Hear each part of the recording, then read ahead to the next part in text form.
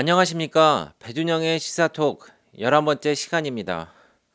오늘은 정치권의 뜨거운 감자죠. 패스트트랙 선거법 개정안을 다뤄보려 합니다. 제가 이 주제를 선택한 데는 특별한 이유가 있는데요. 만약 패스트트랙 선거법 개정안이 국회 본회의를 통과되면은 현재 13석인 인천의 국회의원 수가 11석까지도 줄어들 수 있기 때문입니다. 왜 줄어드는지 이유를 설명해 드릴까요? 현재 대한민국 국회의원의 정수는 300석입니다. 이 중에 지역구 국회의원은 253석, 비례대표는 47석인데요. 패스트트랙 선거법 개정안은 쉽게 얘기해서 지역구 국회의원을 225석으로 줄이고 비례대표를 75석까지 늘리겠다는 겁니다. 현행 지역구 253석의 경우에는 지역구 한 석당 인구수는 약 14만 명 이상, 28만 명 이하인데 패스트트랙 선거법 개정안인 지역구 225석은 한 석당 인구 상한선이 15만 3천 명 이상, 30만 7천 명 이하로 적용받게 됩니다. 인구 하한선에 인접한 지역구를 지키려면 현재보다 약 1만 3천 명의 인구가 더 있어야 되는 것이죠. 패스트트랙안대로 선거법이 개정되면 인천의 13개 국회의원 지역구 중에 연수갑, 계양갑 두 곳이 인구 하한선을 충족하지 못하게 됩니다. 따라서 연수갑, 계양갑 두 곳은 지역구 통폐합 대상이 되는데 다시 말하면 국회의원 두 석이 인천에서 사라질 수도 있다는 것입니다. 국회의원 숫자가 줄어드는 것은 지역 차원에서 보면은 경쟁력을 약화시킬 수 있는 굉장히 큰 문제가 되는데요. 아시다시피 국회의원 숫자가 많을수록 정부로부터 지역 예산을 많이 확보할 수 있다는 것은 상식 같은 얘기 아닐까요? 지금 인천은 인구와 경제 규모에 비해 국회의원 숫자가 적습니다. 20대 국회를 기준으로 특광역시의 국회의원 숫자를 보면은 서울은 49명, 부산은 18명, 광주는 8명입니다. 우리 인천은 13명인데요. 2019년 10월 주민등록 인구를 기준으로 보면 인천은 국회의원 1명이 인구 22만 7천 명을 대표합니다. 그런데 서울은 국회의원 1명이 인구 19만 9천 명을, 부산은 약 19만 명, 광주는 약 18만 2천 명을 대표합니다. 다른 특광역시들처럼 인천에서도 인구 약 19만 명당 국회의원 1명이 배정된다면은 지금 인천 국회의원은 15명이 넘게 있어야 되죠. 국회의원 숫자가 갖는 힘을 구체적인 수치로 말씀드릴까요?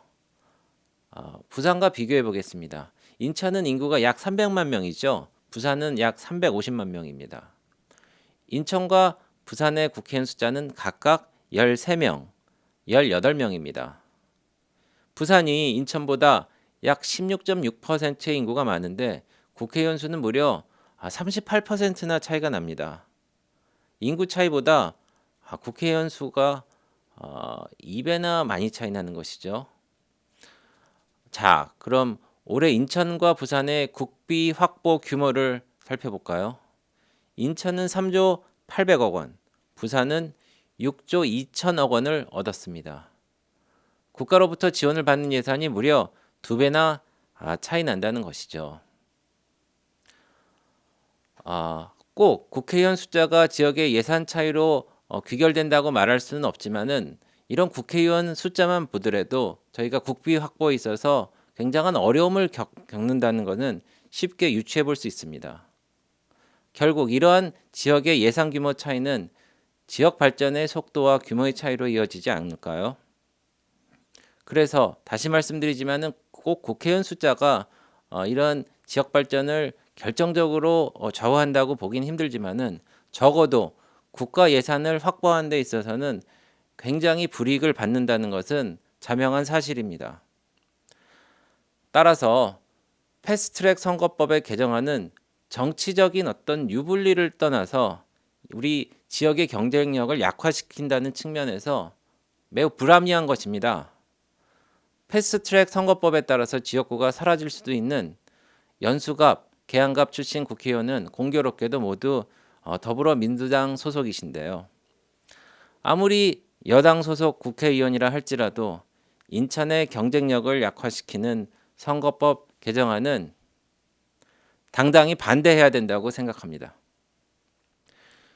지난 20대 총선에서도 인천 국회의원 수를 14석까지 늘려달라는 지역사회 요구가 있었지만 결국 한 석 늘어난 13석을 확보하는데 그치고 말았습니다.